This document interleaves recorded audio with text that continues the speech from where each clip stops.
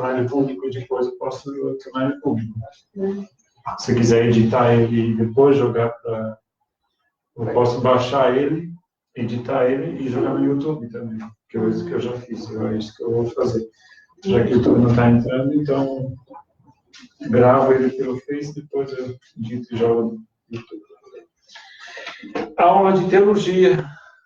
A quarta e última aula de teologia, de introdução à teologia. A Rita daqui a pouco vai vir. Tá. Ela está concluindo um trabalho com ela, né? Então, escolas teológicas. Vou retomar aqui um exemplo que eu dei lá no início, acho que foi na primeira aula, sobre o que é teologia, ou quais são as tendências teológicas, de que forma a gente pode entender a ótica da teologia. Eu comparei as diferentes teologias com óculos, né? São lentes pelas quais nós vamos interpretar a Bíblia, interpretar o mundo ao nosso redor e também aplicar a Bíblia ao nosso dia a dia, certo? Então, se a gente for verificar agora as diferentes escolas teológicas, a gente vai entender isso. Porque a forma de que a pessoa olha para o texto bíblico, ou para o conteúdo bíblico, ou até mesmo somente olhar para Deus, não quer dizer que ele vai olhar somente para dentro da Bíblia, mas olha para Deus e entende o mundo ao seu redor dessa ótica. E a gente vai estudar as diferentes óticas, as diferentes interpretações bíblicas concernente a grupos diferentes. Já entendendo de que o quê? São seres humanos de culturas diferentes, de realidades culturais diferentes, olhando para a mesma Bíblia, para a mesma palavra. E cada um, por causa das suas experiências, vai olhar para a Bíblia com a sua ótica. E a gente vai ver algumas óticas aqui. Teologia ortodoxa. Lá na página 92, de Introdução à Teologia, do Rodrigo Wanikowski, nós temos lá, no segundo parágrafo, na quinta linha de baixo para cima, diz assim: a elaboração dos credos nos séculos IV e V, juntamente com as confissões e catecismos da Reforma Protestante, foram responsáveis por formalizar a teologia ortodoxa, apresentando sua interpretação sobre diversos assuntos que os distinguia das heresias dissipadas no seio da Igreja. Explicando o termo ortodoxia, ortos e doxa. Ortos significa correta, certo? E doxa seria doutrina. Então, doutrina correta. Por que surgiu essa forma de teologia? Ela surgiu por causa das heresias, dos falsos ensinos. Então, ouviu-se a necessidade de escrever o quê? Olhar e estudar as doutrinas corretas e enfatizar as doutrinas corretas, ou a correta interpretação da Bíblia, para refutar as heresias. Então, aí que surgiu a ortodoxia. Porque no século IV e V, foi um período onde surgiram vários movimentos heréticos. Na verdade, heresias já houveram desde a época dos apóstolos, né? Paulo combate muito algumas pessoas estão trazendo falsos ensinos, então ele chama a atenção para essas pessoas. Então, falsos ensinos sempre houveram, e Paulo já chama a atenção em relação a isso, mas houve um período onde isso realmente cresceu muito, e aí vieram os apologistas, né? A apologética, que é justamente a defesa da fé. Defesa, por quê? Porque havia ataques de heresias, então eles defendiam a fé. Então, aí que vem a ortodoxia. E depois, no período da Reforma, por quê? Porque a Igreja Católica, vários termos, várias interpretações da Bíblia foram distorcidas, foram lidas de uma forma tendenciosa, né, para prevalecer, ou até, às vezes, para proteger a própria Igreja. E aí, o que acontece? Veio Lutero defender uma interpretação bíblica voltada para o próprio texto, né? Voltada realmente para o texto bíblico, então procurando assim a interpretação correta do texto bíblico. Lutero então fez essa volta, e aí houve todo um movimento depois de Lutero, que é a volta da palavra. Não somente Lutero, houveram outros Zwingli e outros reformadores, né? Lutero foi somente um nome maior nesse período, mas houveram vários reformadores que foram de novo aqui, voltando para a Escritura. Qual é a interpretação correta? Ortodoxia, a doutrina correta da Bíblia. Mas essa questão de interpretação, ela é muito, vamos dizer assim, ela é muito sutil entre a heresia e os princípios bíblicos mesmo, né? Sim. Porque às vezes, né, se você não tem o conhecimento, você fica na dúvida se é isso ou se é aquilo, né? Justamente. Se você não tem o conhecimento, você acaba interpretando da forma. Daí você não sabe, aquela pessoa está interpretando corretamente ou não. E isso que é importante disso aqui da sala de aula, do estudo assim mais dirigido, né, mais aprofundado, para você não chegar e qualquer um que abre a Bíblia começa a falar, você identificar, mas vem cá, isso aqui não bate, isso aqui não tem coerência, né?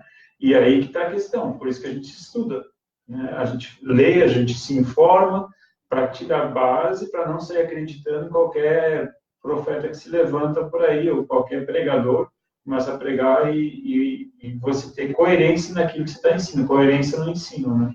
Porque às vezes o cara vê, o cara é um bom assim, orador, né? Assim. Sim. O cara é um bom orador e né, ele acaba por convencimento, por argumento, ele acaba colocando a interpretação dele. Isso mesmo. É muito isso, né? Então, grandes oradores não quer dizer que a pessoa realmente domine o assunto, né? Ele pode falar bonito, mas está... Porque você definir, né, qual é esse que é um bom orador ou aquele que está falando inspirado pelo Espírito, né? Às vezes também é isso, né? Sim. Você tem que ter um pouquinho tem que ter um pouco de relacionamento, acho que um pouco de conhecimento, senão realmente você é enganado, né? Eu acho, né? Conhecimento da palavra acima de tudo, né? Se ele começa a puxar textos e fazer pontes de textos que, na verdade, não forçando, né? Querendo usar o texto só para forçar a situação, né? Então, por isso é importante, em primeiro lugar, estudar bastante a Bíblia, né? Porque não é usar um texto bíblico, mas usar a Bíblia como um todo. Daqui a pouco a gente vai ver algumas teologias aí.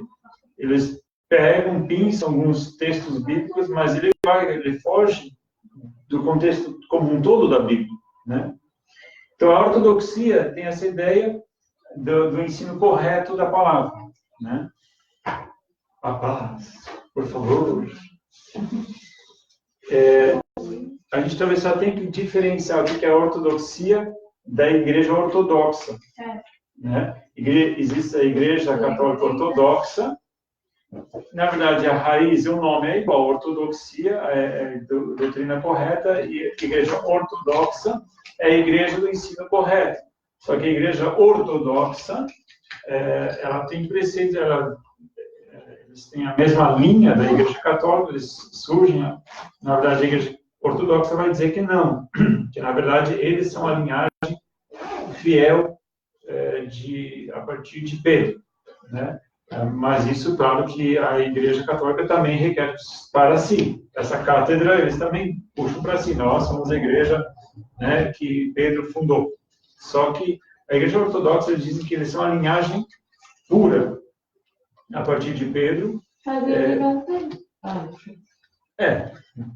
Eles requerem para si essa... Aí aquela questão de que eles é que realmente têm a doutrina correta, que todas as outras igrejas acabaram se desviando, a igreja católica se desviou do propósito, idolatrias e seja lá o que for, mas eles mantiveram a doutrina correta. Sendo que ali o culto deles é muito próximo ao culto católico, aí a gente teria que estudar um pouquinho mais, a gente vai ver essa história da igreja, né? A iconolatria, eles combate a iconolatria, que seria a adoração a ídolos. Eles têm alguns diferenciais ali, mas a estrutura como um todo era próxima à Igreja Católica, porque eles, na verdade, havia a Igreja Católica, e há uma divisão entre Oriente e Ocidente, né? A do Oriente se torna, então, a Igreja Ortodoxa, Católica Ortodoxa, e a Igreja Católica Romana. Tá? O Romana é a Ortodoxa. Eu pensei que eles eram Difere em alguns quesitos só. A gente vai ver um pouquinho mais sobre isso no Estado da Igreja. uma pragmatinha outra. Só que não.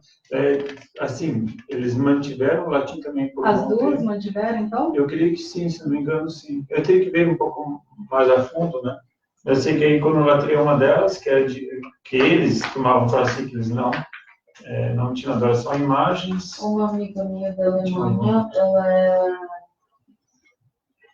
católica, agora não sei qual dos dois, mas ela ia em culto que eles estudavam em latim. Ainda, isso era em 2017, não, 2017, ainda davam culto em latim. Pra pessoa não entender nada mesmo. E daí eu perguntei pra ela, meu irmão é inocência, eu nem pensei, tá, mas você vai por quê? Porque você não entende nada? Eu falei assim. E ela, porque a gente tem que ir, né? A gente tem que ir. Enfim. Beleza. Continuando então, ortodoxia, teologia liberal. Eu vou falar em palavras, vocês têm os conceitos aí no livro, né? Então, o que é a teologia liberal? A teologia liberal ela surgiu na Alemanha. Então, uma igreja que sofreu uma grande influência dessa teologia liberal é a igreja luterana. Né? Tem algumas teologias que elas estão mais arraigadas a um tipo de igreja, outras estão arraigadas mais a outro tipo de igreja, né? Mas a teologia liberal ela tem bastante ênfase dentro da igreja luterana, e é o quê? É uma volta à racionalidade. O que é uma racionalidade? Eles procuram explicar os eventos na Bíblia. Tá? Eles diminuem os milagres, eles têm uma certa dificuldade de aceitar os milagres, eles dizem que a Bíblia, ela na verdade é uma escrita humana e ela está recheada de exageros. Tá? Então, a gente tem que filtrar a Bíblia. Ela contém a palavra de Deus. Ela não é a palavra de Deus, mas ela contém a palavra de Deus. E se ela contém a palavra de Deus, é porque nem todo conteúdo é de Deus. E aí você tem que separar o que é de Deus e o que não é de Deus. Certo? Por quê? Porque foram homens que escreveram a Bíblia. Esse é o conceito sobre o qual... E tudo aquilo que você racionalmente não consegue compreender, isso é mito. Isso é fantasia, isso é exagero. E aí você tem que o quê? Passar um filtro na Bíblia para que você saiba o que ela quer ensinar, só que tirando os exageros. Nossa, tira quase tudo. Mas muita coisa No Antigo Testamento, então, tira quase tudo. Mas muita coisa daquilo que a gente não consegue entender é que é o divino, né? Que a gente, pela, né, que você falou no total, pela limitação nossa, então, para mim, também justamente, né? Se torna um livro comum, como qualquer outro, e cada um é que escolhe, então, para si, o que é, o que não é de Deus, né? O que é inspirado, o que não é inspirado. E aí você incorre a várias dificuldades, né? Se você começar a filtrar, mas quem é a autoridade? São os teólogos, os estudiosos, eles vão analisar o texto e tudo mais. Mas aí você vai correr um sério risco de tirar da Bíblia a divindade de Deus, né? E aí ele se torna um estudo dogmático, teórico, né? E então humano, né? Porque a Bíblia dentro de uma perspectiva humana, certo? Dentro da playlist dos vídeos do YouTube tem alguns vídeos, e tem um deles, ele explica, eu acho que em 5 minutos, eu acho, o que é teologia liberal. Muito bom. Ed René, eu acho que é o Ed René que fala, né, nesse vídeo. Mas é um vídeo muito bom, eu sugiro vocês a estarem verificando lá. A estarem verificando esse vídeo lá, ele é bem coerente naquilo que ele coloca. Deixa eu ver aqui. A maioria dos teólogos liberais procura basear a teologia em alguma outra fundação que não fosse a autoridade absoluta da Bíblia. Então, ele não vai olhar só para a Bíblia, vai usar outras fontes fora da Bíblia para ver o que é e o que não é Bíblia. Acreditam que o dogma tradicional da inspiração sobrenatural das Escrituras foi substituída pela pesquisa histórico-crítica, né? Então, essa forma de interpretar que a Bíblia não é inspirada totalmente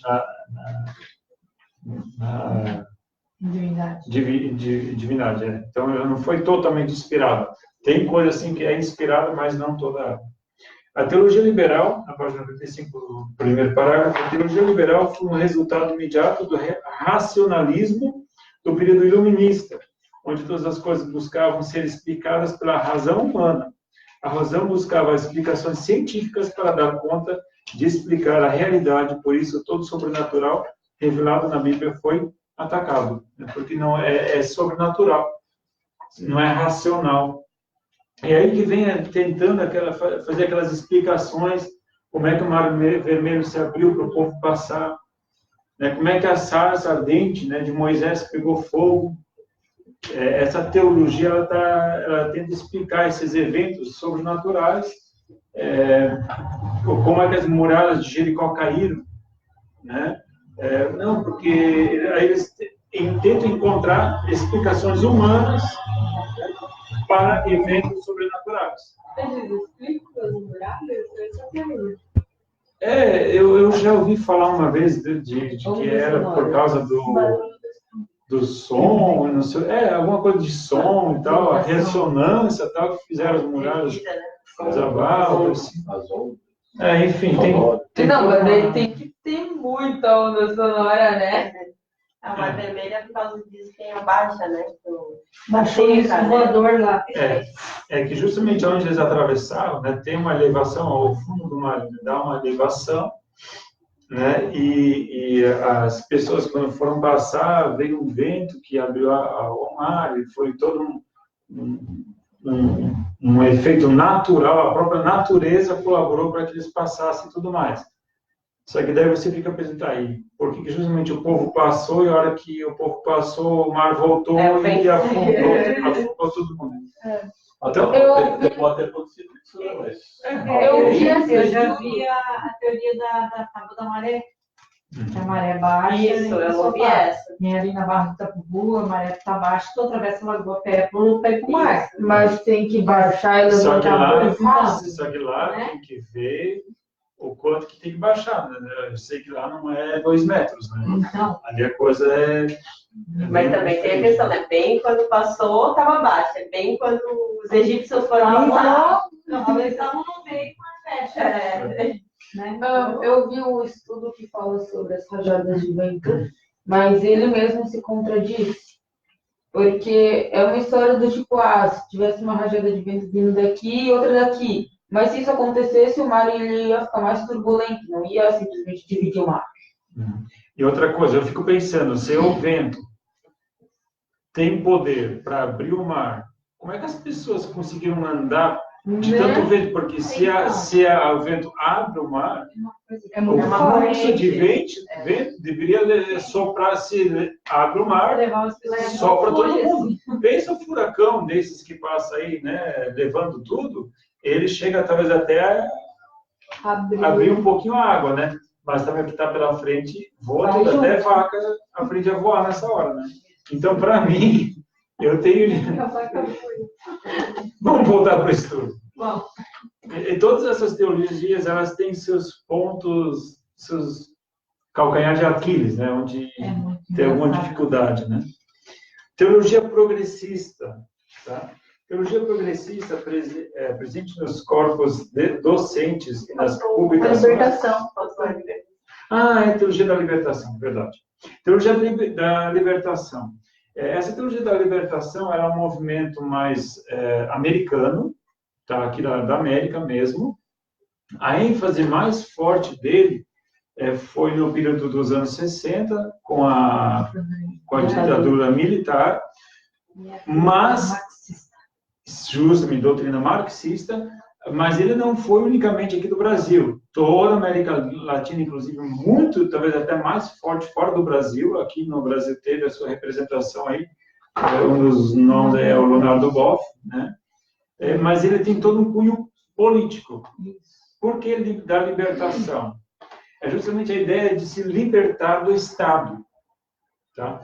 Eu sempre penso na teologia da libertação, que é aquelas cultos de libertação, né? Tem que expulsar o demônio, né?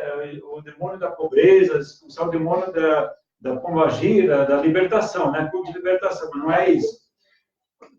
É a ideia marxista de libertação do Estado. Significa que a população, o povo, tem que se libertar do sistema opressor estatal.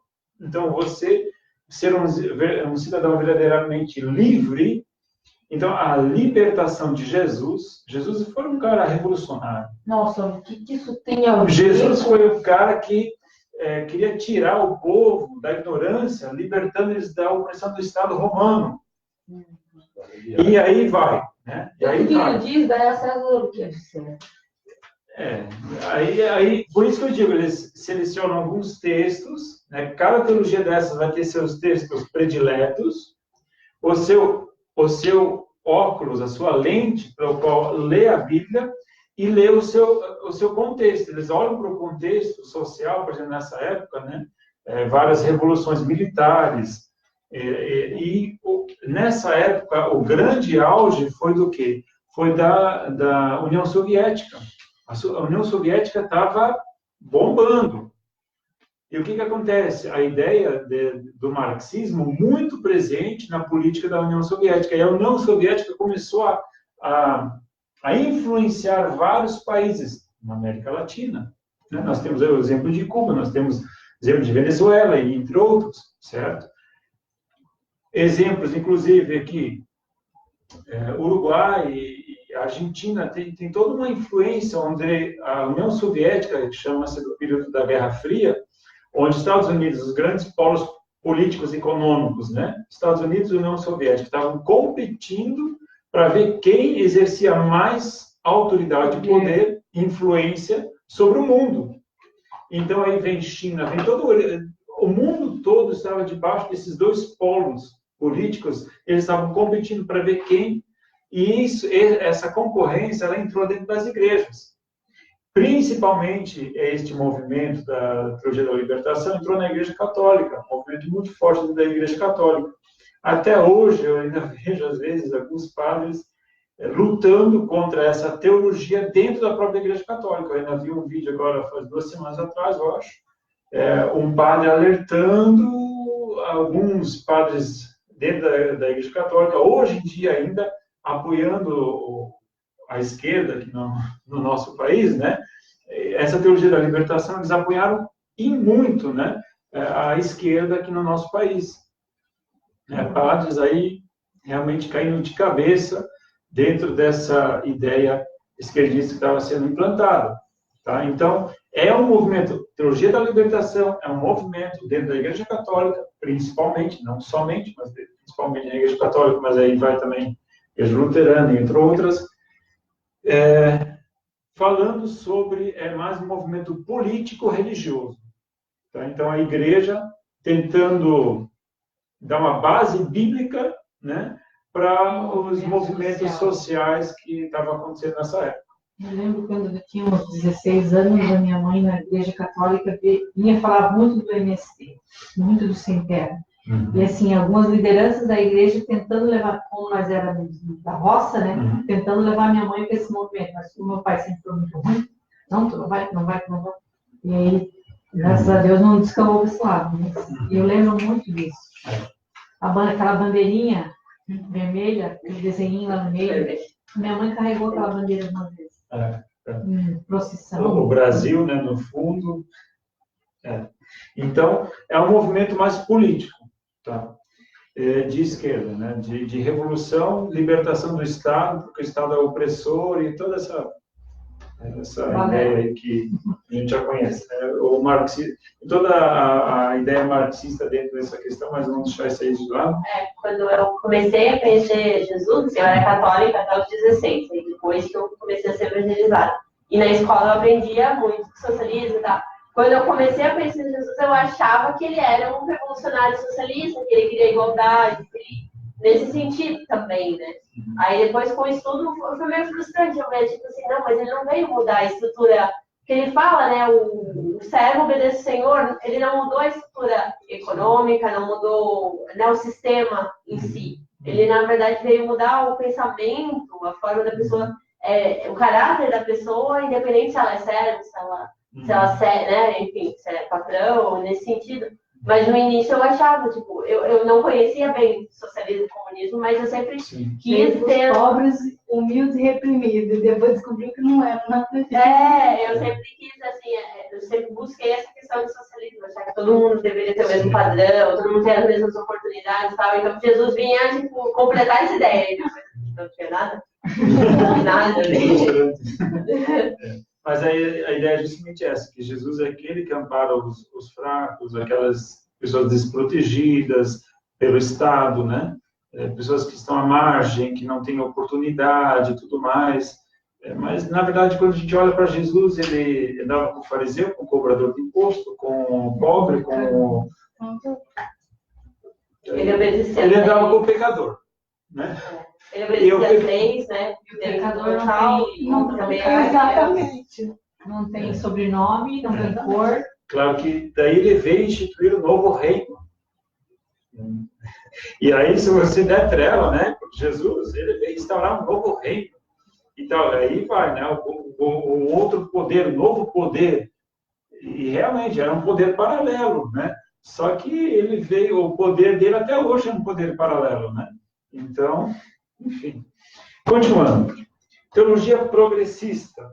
Teologia progressista, presente nos corpos docentes e nas publicações das universidades católicas e de faculdades de teologia de várias igrejas protestantes, apresenta as seguintes características: aceitação dos métodos de abordagem da autocrítica, com a consequente reinterpretação dos conceitos de inspiração e autoridade das Escrituras, ênfase na abordagem sociológica e antropológica do fenômeno religioso, como se observa na multiplicação de cursos de ciências da religião, interdisciplinaridade, expressa no crescente diálogo com outras esferas de pensamento, tendências para o pluralismo teológico em sintonia com os ditames da pós-modernidade. Eu vou resumir isso e simplificar. Qual é a ideia que se tem nisso aqui? A teologia progressista, ela tende a criar diálogos entre as diferentes religiões e tentar amenizar a coisa, né? E fazer, por exemplo, os católicos e luteranos começarem a dizer, não, nós temos a mesma linguagem. Tentar unificar. Tentar unificar tudo, né? Progressista, é. Então, ele fala lá da ciência da religião, né? Que é justamente, ele tenta abranger todos, sem atacar ninguém, tentar homogeneizar a Bíblia, interpretar a Bíblia de uma forma universalista. Todos vão para o céu, todos são bons, todas as religiões buscam a Deus, todos os caminhos levam a Roma, e aquela ideia assim meio, né, pacífica. É legal, né, a gente criar pontes, né, entre as diferentes igrejas, é interessante.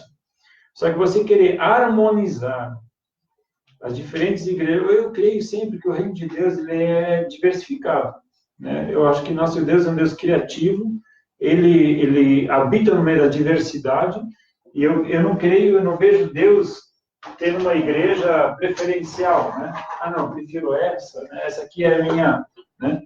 O que eu vejo é que as diferentes igrejas, nas diferentes abordagens delas, elas demonstram uma face de Deus. Só que agora a gente dialogar com algumas seitas, né, é difícil. Ensinos completamente opostos à palavra e tentar, de alguma forma, abraçar eles, dizer que não, tudo bem, né, aí fica difícil. Enfim, mas é a forma de teologia tentando né, ter aquele, como é que eles chamam? Acho que ele até usa esse nome, sincretismo, não. Inspiração.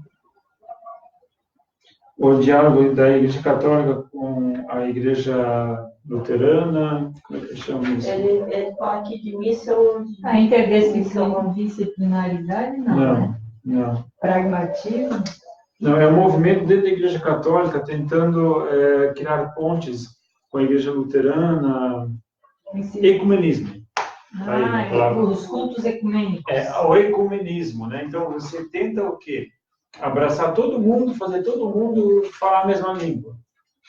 E é complicado, né? Porque a gente sabe que a Igreja Católica não vai abrir mão de algumas coisas. Então é um falso aproximamento. E aí tem toda uma jogada política por detrás desse comunismo, é muito bonito, né? Só que tem interesses, tem todo um tipo de... Né? Então é bem complicado. Esse tipo de teologia ele procura justamente interpretar a Bíblia nessa ótica. Fala. Alguém vai recortar o vídeo na parte que você fala Deus habita em minha diversidade, jogar no pastor da Igreja Batista, Vida Nova diz que Deus é a favor da diversidade. Pronto, Zé LGBT aí abre um leque para N interpretações, né? Isso porque ela não aparece aqui, mas dentro da playlist tem lá o Teologia Inclusiva.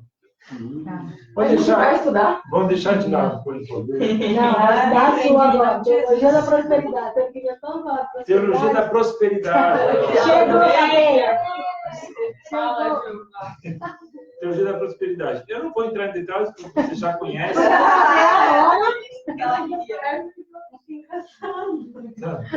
Eu só sempre uns tópicos aqui, eu tenho engraçado. Só muda, ela quase riscou o livro inteiro. O desvalor do humano, a valorização do gênero humano, gozar dos recursos dessa vida, né? Não termos o direito de gozar a prosperidade na terra, comer o melhor desta terra. Sim.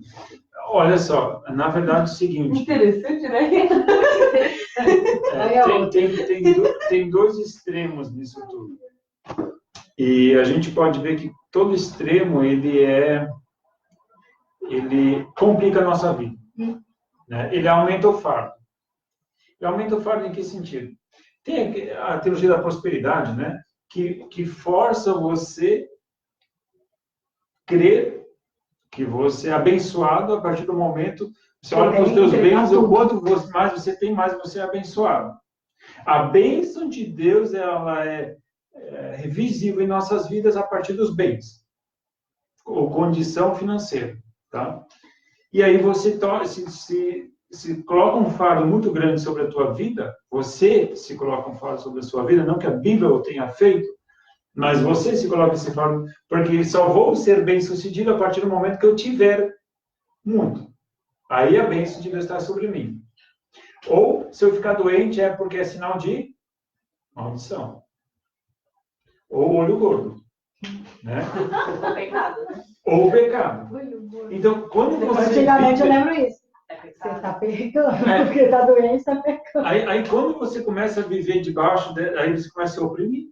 Porque misericórdia, o que eu fiz agora, Deus? Que mal que eu devo ter feito alguma coisa muito horrível para estar nessa situação.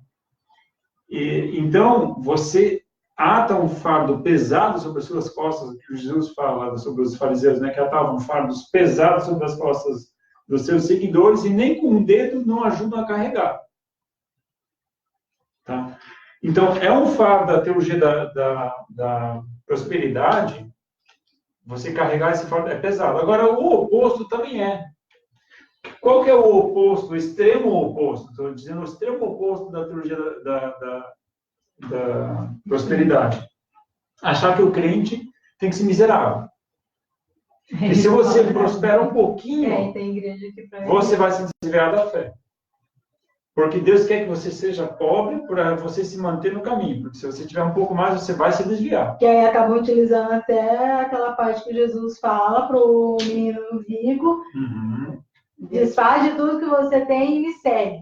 Só quer dizer que só os pobres que podiam seguir Jesus. Mas ele não disse isso para Zaqueu.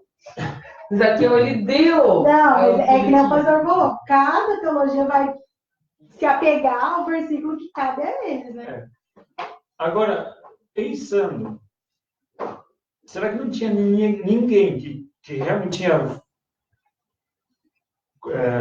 um poder aquisitivo maior? Não tinha nem, assim, de poder aquisitivo maior, Jesus não tinha nenhum seguidor, né? Oxe, tinha. Tinha mulheres, inclusive, que eram... Sustentou ele lá.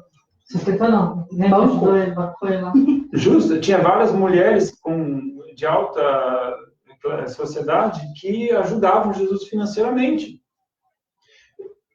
Então, os dois extremos são danosos, porque você achar que você tem que ser miserável e que você não pode melhorar nem um pouquinho, porque aí já é um sinal de cobiça, que você já está sendo orgulhoso. A Bíblia ela nos alerta muito, sim, ao dinheiro que pode perverter o nosso coração. Né? O desejo de ficar rico pode nos desviar da fé, e realmente. Só que não quer dizer que você não possa usufruir de alguns, não vou dizer luxos, mas alguns confortos que o dinheiro te traz. Parece que o crente, bem crente mesmo, é aquele cara todo esfarrapado, todo mal cheiroso. Esse cara parece um yogi hindu, né? Os hindus que ficam meditando lá, né, tal. Ele não vai para o banheiro, não faz nada, né? Só está lá meditando, tal. Mal cheiroso. Esse cara, assim, é um exemplo de abnegação. Gente, Jesus, ele não tinha muitas posses. E nunca teve muitas posses. Ele também realmente nunca fez muito luxo, né? Mas tanto um quanto o outro é errado. Agora, você supervalorizar um ou supervalorizar outro, aí está o problema. Viva de acordo com as tuas condições. Paulo fala, tive muito, tive pouco. Né? Em tudo isso, ele soube administrar, ele soube viver. Tem momentos que você tem mais, tem momentos que você tem menos, mas você tem que temer a Deus da mesma forma quando você tem mais, você tem que temer a Deus da mesma forma quando você tiver menos. Né? Essa questão de administrar. Então, não seria o caso, eu não lembro onde que eu escutei essa questão de que se você tem muito, se você tem pouco, é o que Deus confia que você tem capacidade para administrar. Às vezes Deus não te ergue no muito porque você não vai, justamente para não perder o seu coração, para não te perder no caminho, sabe que aquilo pode te arrastar para um grau. É mais ou menos, seria mais ou menos esse raciocínio de que, vamos supor, se eu não sou rica é porque Deus sabe que talvez eu não muito, ou eu deixo de segui-lo, ou então eu não vou saber administrar, seria mais ou menos isso? Eu vou falar algo que eu já escutei isso. Eu vejo assim, a igreja, ela andou sempre pelos extremos, esse que é o ruim. A gente veio de anos atrás, de uma teologia já anterior, de que aquela ideia do pobre, né? Que parece que quanto mais pobre a pessoa, mais fiel ela é. E queira não, isso criou uma cultura dentro da igreja que parece que a igreja não pode vislumbrar grandes projetos. A pessoa que é temente a Deus, ela não pode sonhar em ser um engenheiro da NASA, ela não pode sonhar em ser, porque ele vai corromper o coração.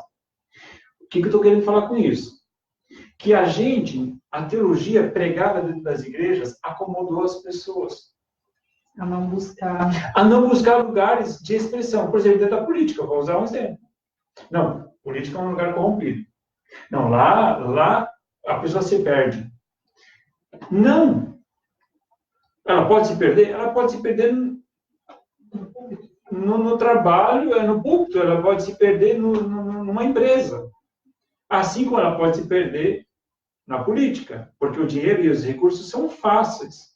Mas uma pessoa eticamente bem preparada na igreja, ela vai saber como se portar, ou deveria saber como se portar. Ou não dura lá dentro porque eles fazem de tudo para tirar. Também. Mas o que eu vejo? A igreja ensinou tanto que isso é errado, que isso é pecado, que delegou-se os grandes pensadores, delegou-se várias grandes oportunidades que teríamos dentro da igreja, pessoas que poderiam ser grandes homens, a gente conseguiu apagar, porque a gente pregou de que eles almejarem algo maior, eles estariam se expondo à queda.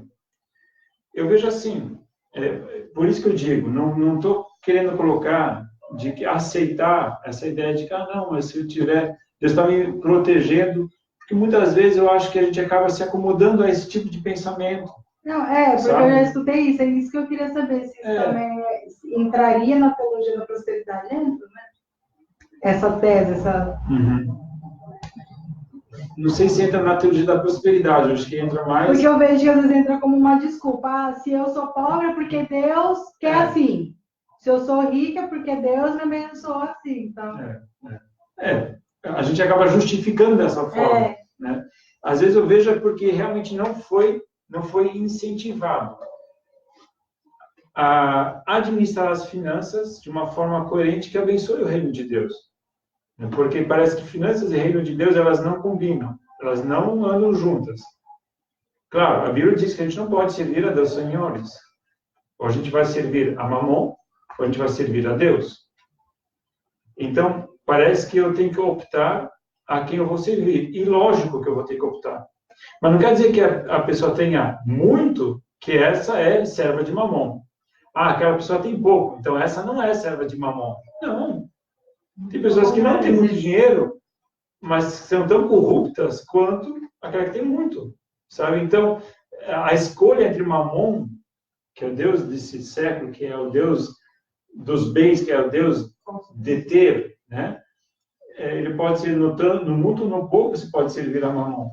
Não quer dizer que você tem que ter muito e realmente esse serve a Mamon. Enfim, só estou julgando essas ideias. Pastoria, eu ouço muito, né, assim, o crente tem que ser feliz. O crente tem que ser feliz. Também entra um pouco nisso. Ao mesmo tempo, tipo, o que eu interpreto é que, tipo, ele tem que ter alegria que vem do Espírito, independente da situação que ele passa, ele tem que, ali por dentro, ter aquela convicção que Deus é com ele e tal. Mas, assim, o crente tem que ser feliz, ou o contrário também, né? Tipo, se você crê em Deus, você vai sofrer, né? A questão de ser pobre, né? Mas um pouco mais para o emocional, você tem que sofrer. Quanto mais você sofre, mais fiel você é, então, mais para o céu você está, assim. E a gente, às vezes, até se sentir mal porque eu estou feliz, né? Eu deveria estar mal porque aí eu estaria perto de Deus. Sim. Parece que os que sofrem estão perto. A Bíblia nos diz, tá, de que Deus está próximo daqueles que sofrem, do coração contrito e quebrantado. Que Deus está próximo destes. Mas não quer dizer, então, que eu tenho que estar sofrendo o tempo inteiro. Tá? Agora, a gente, são os dois extremos. Tá? A gente vai ter momentos de alegria, glória a Deus, festeje, se alegre, curta. Vai ter momentos de tristeza? Vai ter momentos de tristeza. Tá? Mas a tua dependência de Deus, eu estou falando da dependência de Deus, ela precisa ser igual. Nos momentos bons, tem que depender de Deus tanto quanto nos ruins. Porque geralmente as pessoas trocam é isso. Nos tempos ruins, a pessoa se apega a Deus e aí parece que Deus é tudo que ela tem. Tudo né? bem, E aí quando as coisas melhoram um pouquinho mais, cadê a dependência? Não, porque aí não precisa mais de Deus, né? Pior que tem o contrário também, né? Quando tá tudo bem, agradece, é grato. E aí quando vai murmura. Cadê Deus? Desistiu de mim? Tem o contrário também. Tem o contrário também. Tem os dois extremos. Os dois extremos. Então, a questão é, a gente tem que saber viver bem como Paulo, né? Viver em cada circunstância da vida, em cada situação da vida, saber que e isso é muito importante, saber que nenhuma circunstância aqui na Terra é eterna. Amém. Amém. Seja ela boa, seja ela má, nenhuma circunstância aqui na Terra é eterna. Eterna é a circunstância que nós vamos ter no céu. Mas aqui na Terra, todas as circunstâncias serão passageiras. Sejam elas boas, sejam elas más. Né? E a gente tem que aprender a andar com Deus em todas elas. Enfim. Mas essa teologia da autossatisfação, do ego, você tem que estar bem. Você tem que estar feliz. Faça o que te faz feliz. Gente, que mentira. Que mentira. Aí se o coração da pessoa corrompido, que faz ela feliz. Siga o seu coração. Aí a Bíblia diz que o coração do homem é enganoso. Significa que se você for segundo o teu coração, você vai se dar mal. Agora, a Bíblia chama um homem, dentro da Bíblia, que ele foi um homem segundo o coração de Deus, que foi Davi, né? Então, não foi um homem segundo o coração dos homens, mas foi um homem segundo o coração de Deus, dentro da submissão, da humildade dele, inclusive de reconhecer o próprio pecado. Então, o que é um homem segundo o coração de Deus? É aquele que sabe quem Deus é e sabe quem ele é. Sou pecador. Quantos salmos a gente vê Davi se lamentando, né, da sua situação, do seu próprio eu. Né? Então, é uma pessoa consciente de quem Deus é e de quem ela é. Então, existem mais outras teologias? Existem. Aqui existem algumas teologias, né? A gente poderia estender esse estudo aqui bastante ainda, né? As diferentes ênfases. Aí eu citei uma delas, né? Que é a teologia inclusiva, que tenta incluir essa ideia, né? De que Deus ama todos, independente de qual sua opção sexual, de qual for sua, né? Você é livre, né? Porque Deus nos tornou livres. Porque Deus é amor. Porque Deus é amor. E aí você abre um leque aí que... E daí abre ali, Davi e Jonas. E agora? E aí o que acontece? Eles priorizam alguns textos... Não, nós estamos no restaurante domingo e nós estávamos almoçando dele. Vocês não sabem o que eu vi, o que deu? Viu dois meninos se beijando, daí ficou horrorizado. Eu almoçando aqui e estacionou o carro assim, né?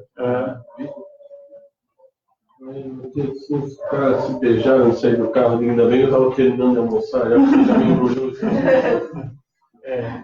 Enfim. Dois meninos não, né? Dois. Mas assim, então a gente... É que ainda não é... Vai estar se tornar cada vez mais, né? Porque vai ser a referência, porque hoje a gente tem a referência do certo, né? E a referência da mudança, né? Que tá ali. Mas as crianças, daqui a pouco, não vai ter, porque vai ser tudo comum, a mesma quantidade, não a mesma quantidade, mas vai ser assim, né? Mas vai ter dois pais em casa, duas mães esquisitas, né?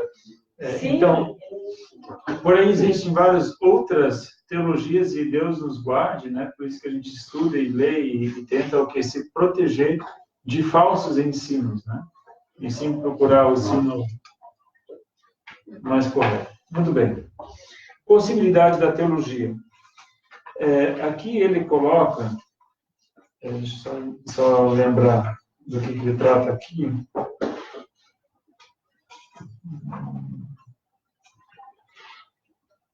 Tá.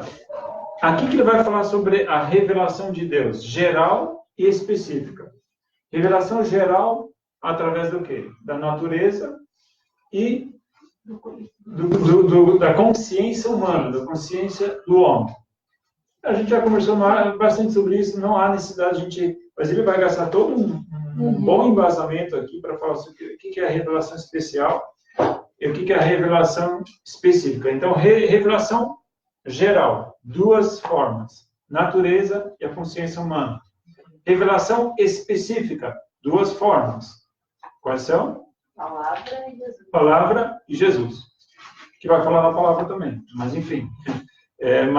Como é que Deus se revela de uma forma específica? A palavra na pessoa de Jesus. Qual é o nome daquela teologia do quê? Do quê? Inclusiva.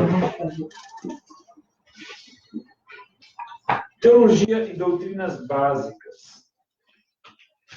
Aqui ele vai colocar algumas doutrinas básicas de quem é Deus, né? E por aí vai. Então, primeiro ele começa pelo seguinte: a Bíblia é a palavra de Deus. Isso é importante, porque a gente acabou de ver que tem algumas teologias que dizem aqui que a Bíblia contém a palavra de Deus, mas poxa, se ela contém, significa que ela também não contém algumas outras, né? Tipo, ela contém tanto um quanto o outro. Daí fica complicado. Não, a palavra de Deus a Bíblia é a palavra de Deus. A Bíblia é a palavra de Deus, justamente. Tendo por base isso, a gente pode afirmar algumas coisas. Em primeiro lugar, os atributos de Deus. Então, Deus tem atributos naturais e morais. Atributos naturais. O que são alguns atributos naturais? Naturais são coisas que nós, seres humanos, temos. O que é natural para nós? Ver, ouvir, falar. Isso é algo natural, certo? Então, nesses atributos naturais, ele diz aqui, né? A vida é algo natural. Deus tem vida, ele ouve, vê, sente, age, portanto é um ser vivo. Então, a espiritualidade, Deus sendo espírito, é incorpóreo, invisível, sem substância material, sem partes ou paixões físicas, portanto é livre de todas as limitações temporais. Então, ele é tanto natural quanto espiritual também, certo? Ele tem alguns atributos físicos, mas também espirituais, né? A personalidade de Deus. Deus, ele se apresenta em 3 pessoas: Pai, Filho e Espírito Santo. E há uma unidade nessas 3 pessoas. Isso aqui já é bem teológico agora, né? Bem estudo, bem Bíblia, né? Eu não vou entrar aqui nessa questão da doutrina, mas é interessante, né? A forma que ele aborda aqui as 3 pessoas da divindade. Você explicar de um jeito bem fácil? Sim. A minha mãe me explicou uma vez e fica bem... Enfim, é para criança, é bem fácil de entender. Para explicar a unidade entre Deus Pai, Jesus e o Espírito Santo. Assim, é como se a gente fosse separar em água. A água tem água congelada, água em vapor e água líquida. São 3 tipos diferentes, 3 estados diferentes em que está a água, mas é tudo água. Então, é um jeito de explicar. Deus Pai, Filho e Espírito Santo. Está tudo separado, mas é tudo a mesma coisa. Assim, tem várias formas de explicar a Trindade, né? Tem como ovo, né? Casca, clara e gema, né? São 3 essências, mas é um só. As funções dele, cada um tem uma função diferente, mas tem todo um... Mas, enfim. Autoexistência de Deus. Deus, ele existe por si mesmo, ele não precisa de ninguém para existir, né? Infinidade e perfeição. Então, Deus é infinito e perfeito. Então, alguns atributos, e aí vai textos bíblicos, né? Desse item. A imutabilidade, Deus não muda, certo? Ele é o mesmo ontem, hoje, eternamente vai ser o mesmo. Ele sempre foi santo, sempre vai ser santo. Página 113, lá embaixo, item 7, né? A página 115, a onisciência de Deus, né? Deus sabe de todas as coisas. Ninguém precisa ensinar ele alguma coisa, né? Mesmo com a nossa evolução tecnológica de hoje, ele já está muito à frente, né? A gente acha que a gente é moderno, que a gente, né? Na verdade, Deus já sabe disso tudo. E já, na verdade, a gente tem mais que aprender com ele do que para ensinar para ele. Enfim, tem todos os textos bíblicos aqui, né? Então, isso aqui é teologia. Tem um pouquinho a ver isso aqui com teologia sistemática, né? Que sistematiza, né? Então, estudar Deus, a divindade, estudar a divindade, né? E aí, Cortei bastante. Isso é a introdução à teologia. Estamos liberados. Vamos embora, gente. Tem a introdução, tem o conteúdo, tem Era só a isso conclusão, de tem o trabalho. doutrinas básicas? Oi? Era só isso de doutrinas básicas? O livro ele explica de uma forma mais aprofundada. Eu aqui só citei eles sem aprofundar mesmo. Não era o objetivo aqui aprofundar. Vocês que façam dever de casa. Se quiser, veja lá o livro. Leia. Então é isso. Eu vou pausar o nosso vídeo aqui. Mas tá gravando pra quem? Vivinha tá aqui hoje.